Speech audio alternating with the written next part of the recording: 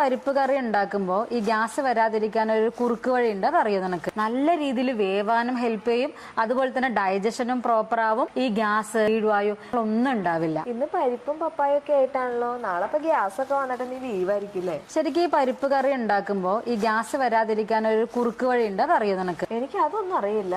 ഈ പരിപ്പ് പയറ് അങ്ങനെയുള്ള സംഭവങ്ങളൊക്കെ കഴിച്ചു കഴിഞ്ഞിട്ടുണ്ടെങ്കിൽ എനിക്ക് ഭയങ്കര ഗ്യാസിന്റെ ബുദ്ധിമുട്ടാണ്. പിന്നെ കീഴുവായി നന്നായി ബർപ്പ് ചെയ്യും, ഭയങ്കര ബുദ്ധിമുട്ടാണ്. അതുകൊണ്ട് കുറെ നാളായിട്ട് ഞാൻ ഈ പരിപ്പും പയറാനുള്ള ഒരു സാധനം കഴിക്കാറില്ല. ശരിക്കും ഈ പരിപ്പ്, കടല, പയറ് അങ്ങനെയുള്ള കാര്യങ്ങളൊക്കെ, അത് ഉണക്ക പയറ് വർഗ്ഗങ്ങൾ കഴിക്കുമ്പോൾ എന്തുകൊണ്ടാണ് ഇങ്ങനെ ഗ്യാസ് വരുന്നതെന്നറിയോ? എനിക്കറിയില്ല. ശരിക്കും ഇതിനൊരു കാരണമുണ്ട്. ഈ പരിപ്പ്, കടല ഇതിലൊക്കെ കോംപ്ലക്സ് കാർബോഹൈഡ്രേറ്റ് ആണ് ഉള്ളത്. ഇതിപ്പം ഒരു കട്ടിയുള്ള തരത്തിലുള്ള ഒരു അന്നജമാണെന്ന് മനസ്സിലാക്കുക.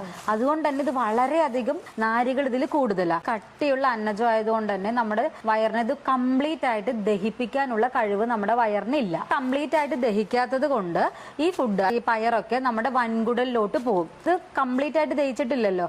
ദഹിക്കാത്ത ഒരു സാധനം എവിടെയെങ്കിലും നമ്മളിങ്ങനെ വെക്കുകയാണെങ്കിൽ അവിടെ എന്താ സംഭവിക്കുക?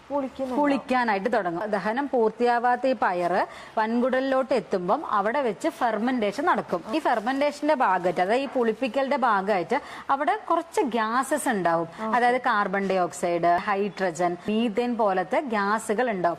അതുകൊണ്ടാണ് വയറിന് ചിലവർക്ക് ഇത് കഴിക്കുമ്പോഴേക്കും വയറങ്ങോട്ട് വീർത്ത് വരുന്നു, അല്ലെങ്കിൽ കീഴ്വായുവിന്റെ പ്രശ്നം വരുന്നു, ഭയങ്കരമായിട്ട് മുകളിലൂടെ ഗ്യാസ് ഇങ്ങനെ തികട്ടി വരുന്നു. ഇങ്ങനെയൊക്കെ ബുദ്ധിമുട്ട് വരുന്നത് ഈ ഒരു ഗ്യാസ് പ്രൊഡ്യൂസ് ചെയ്യുന്നത് കൊണ്ടാണ്. നേരത്തെ ഒരു ടിപ്പ് പറഞ്ഞുതരാന്ന് പറഞ്ഞു, നീ ആദ്യം അതൊന്ന് പറഞ്ഞു. ഒന്നാമത് നമ്മൾ ശ്രദ്ധിക്കേണ്ടത് എല്ലാം ഇപ്പൊ പയറായിക്കോട്ടെ, നമ്മുടെ പരിപ്പായിക്കോട്ടെ, നമ്മൾ തലേന്ന് തന്നെ വെള്ളത്തിലിട്ട് വെക്കാനായിട്ട് നോക്കുക. അപ്പൊ ഈ വെള്ളത്തിലിട്ട് വെക്കുമ്പോൾ കുറച്ച് കണ്ടന്റുകളൊക്കെ, ഫൈറ്റേറ്റ് പോലെയുള്ള കണ്ടന്റുകളൊക്കെ റിലീസ് ആവും. അത് ഇത് വളരെയധികം ഹെൽപ്പ് ചെയ്യും. അതുപോലെ തന്നെ പ്രധാനമായിട്ട് ഒരു ടിപ്പ് ഉണ്ട്. കട്ടിയുള്ള അന്നജം ആയതുകൊണ്ടാണ് ഇത് ദഹിക്കാതെ വരുന്നതെന്ന്.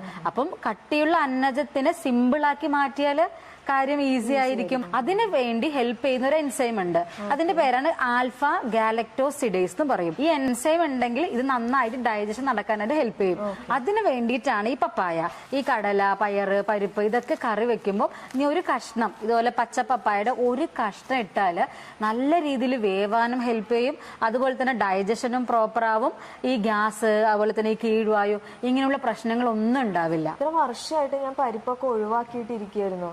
ഇത് എനിക്കാണെങ്കിൽ ഭയങ്കര ഇഷ്ടമാണ് കഴിക്കാൻ. അപ്പൊ ഞാൻ പപ്പായ വന്നിട്ടൊന്ന് ട്രൈ ചെയ്ത് നോക്കട്ടെ.